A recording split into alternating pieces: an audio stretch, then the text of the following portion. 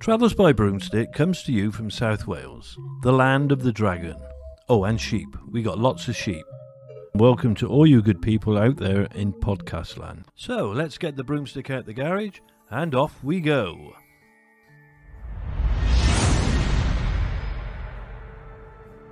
Today's journey brings us to Wycoller Hall, the ruins of an old manor house in the village of Wycoller, which is in Lancashire, England.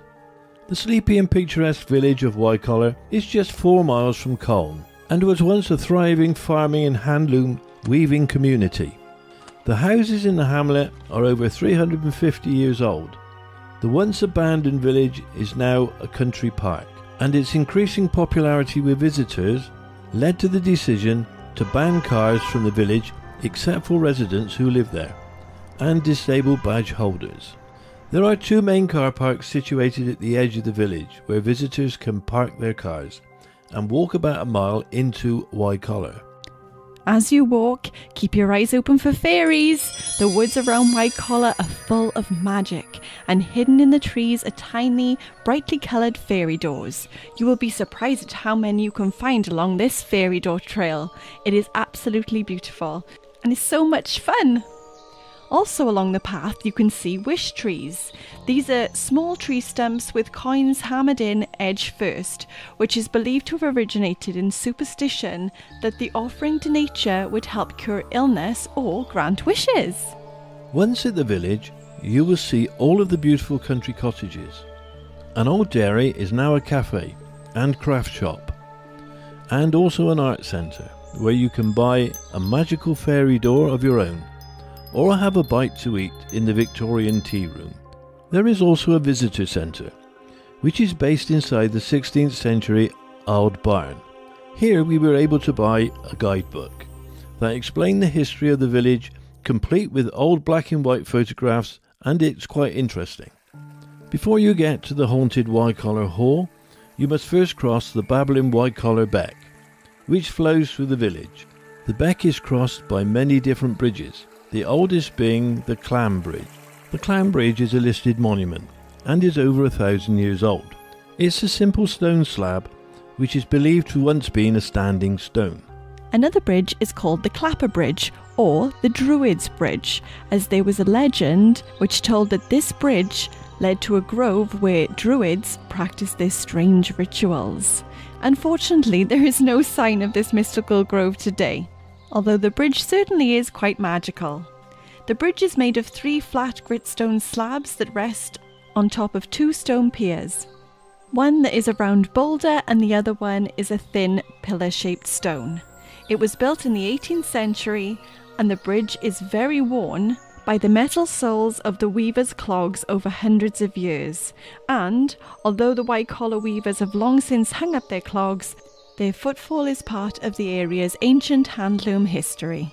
Lastly, there is the 15th century pack horse bridge, often known as Sally's Bridge, after Henry Owen Cunliffe's mother. Henry Owen Cunliffe was the last squire. It is such a beautiful bridge with moss-covered stones with deeply worn slabs, twin arches that are not at all equal to each other, giving a very crooked appearance. It looks like something straight out of a fairy tale. You could just imagine a troll sitting underneath it. In fact, this bridge was featured in the 1970s version of The Railway Children. But once you cross this extremely precocious looking bridge, you have arrived, finally, at your destination, Wycoller Hall. Wycoller Hall, the home of the Cunliffes for over 200 years, which is now a Grade 2 listed building and a scheduled ancient monument. These 16th century ruins are so beautiful on a sunny day, with well-worn stone steps, moss-covered stone, and little yellow flowers sprouting through the cracks in the stone. The grass is glistening with the morning dew, and birds singing all around us.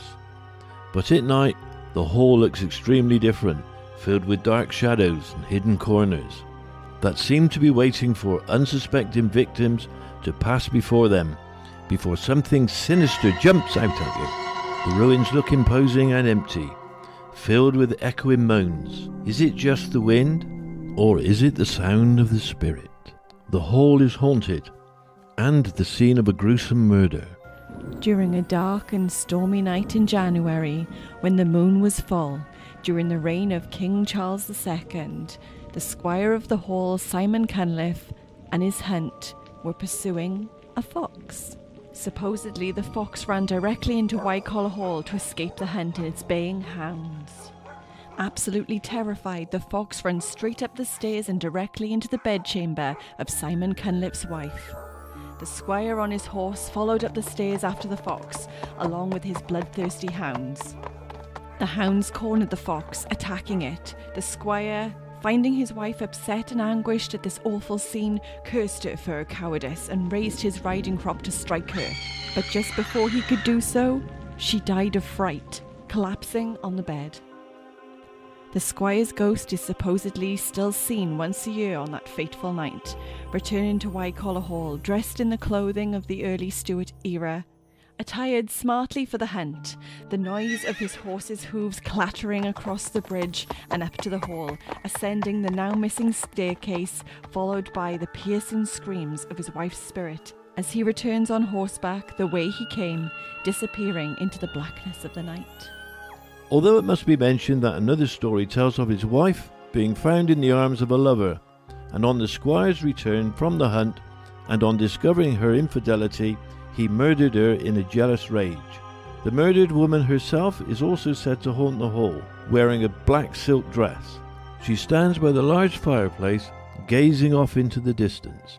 Some say it's not the squire's wife, but an apparition of Black Bess, a tragic tale of a woman from the West Indies that married Henry Cunliffe, but on his voyage home he regretted his decision to wed and threw her overboard into the turbulent seas. Could Bess be haunting the hall, searching for the man who cruelly murdered her? There have also been reports of very raucous poltergeist activity in the house next to the tea rooms, and a spectral black hound known as Gytrash Lightfoot also patrols the ruins, a harbinger of death to those who witness it. It is characterised by its terrifying size, and while it is often in the form of a canine, it's known to be a shapeshifter. The Bronte siblings were very familiar with the local tales of Gytrash, and inevitably, as with other aspects of the local lore and tradition, it found its way into their imagination and also into their books. We most famously encounter the Gytrash in Charlotte Bronte's Jane Eyre. A quote from the book says, "As this horse approached, and as I watched for it to appear through the dusk, I remembered certain of Bessie's tales, wherein figured a north of England spirit called a Gytrash, which, in the form of a horse, mule, or very large dog, haunted solitary ways. In addition to the tramp, I heard a rush under the hedge, and close down by the hazel stems glided a great dog, whose black and white colour made him a distinct object against the trees.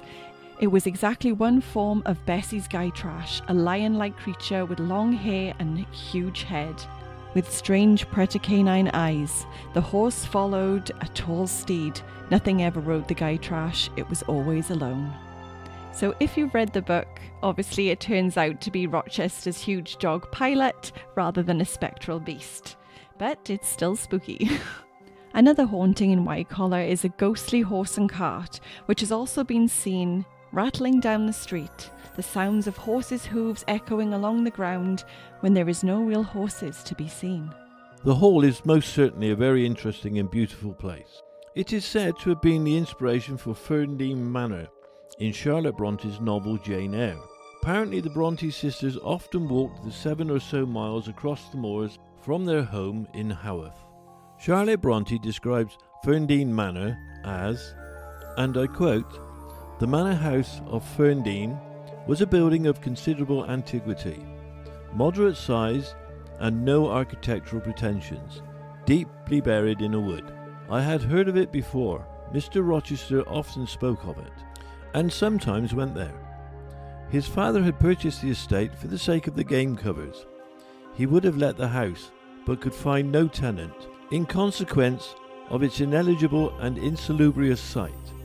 Ferndean then remained uninhabited and unfurnished, with the exception of some 2 or 3 rooms fitted up for the accommodation of the squire when he went there for his shooting season.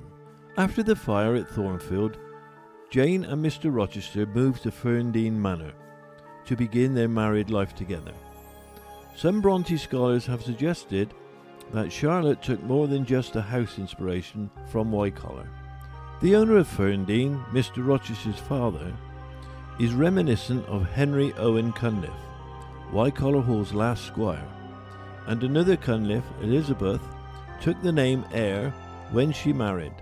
A picture of Wycoller Hall was used on the cover of an 1898 edition of Jane Eyre. It is my belief that Wycoller Hall matches the description of Ferndean Manor in the book. Wycoller Hall was originally built in around 1550 and was expanded and updated over the years. The last inhabitant of the hall was Henry Owen Cunliffe, who updated the hall with a massive, beautiful fireplace and a strange keyhole-shaped nook that may have been used for a wig powdering cupboard, a log store, or a gun store. He also added the magnificent mullioned windows that are still there to this day. Henry Owen Cunliffe had borrowed heavily against the hall and was thought to be a keen gambler. When he died in 1818, he left many unpaid debts, so the Wycoller estate was split between his creditors. The windows, doors, roof timbers, and even some of the stone from the hall were taken and sold off during the 1800s to pay for a mill to be built in the nearby Trawden. Despite its years of neglect, Wycoller Hall was mostly intact until the early 1900s, although stone and other materials from the hall continued to be stripped. That led to very little above the ground floor level surviving to this day. Wycoller is one of the 3 hamlets forming Trawden Forest and lies between Pendlewich country to the west and Bronte country to the east, so you know where Travels by Broomstick is heading on its next adventure. Lastly, I would like to read the poem from the Wycoller Country Park book. 2 verses from a poem by Frank Slater, the local bard and playwright who loved Wycoller. It says, "A labyrinth of o'erspreading trees gives grateful shade from sun or breeze. A lovelier spot there could not be for those who wish to go and see. A place of rest for weary brain who sees thee once will see again. Remain as thou hast ever been, lovely, fair Wycoller Dean." Well, that was a lovely poem. So as usual, I'm going to ask you, how many brooms would you rate Wycoller Country Park? Well, it's a really beautiful spot, so I'm going to give it 4 brooms. So my next question is, what is your favourite thing about Wycoller Country Park? My favourite thing was the wuzzing holes on the Pearson house, which showed evidence of hand-loom weaving. Other than that, the whole place is a step back into the past. It's got a really good atmosphere and I really enjoyed it. So, what did you like best? I like the fairy doors. The fairy doors? Yeah, I thought the fairy door trail was amazing. They're so beautiful. You can just see them through the trees. There's these little different coloured doors. You can just imagine the fairies just flitting around, knocking on the doors and coming out to play. Did you see any coming out to play? I did. Really? Yeah, I did. Honestly now? I did. Well, shock horror. That should be in the news. That concludes this edition of Travels by Broomstick. I hope you've all had a magical time. We hope you enjoyed our adventures and we look forward to seeing you next time. Please like and subscribe and turn on episode notifications.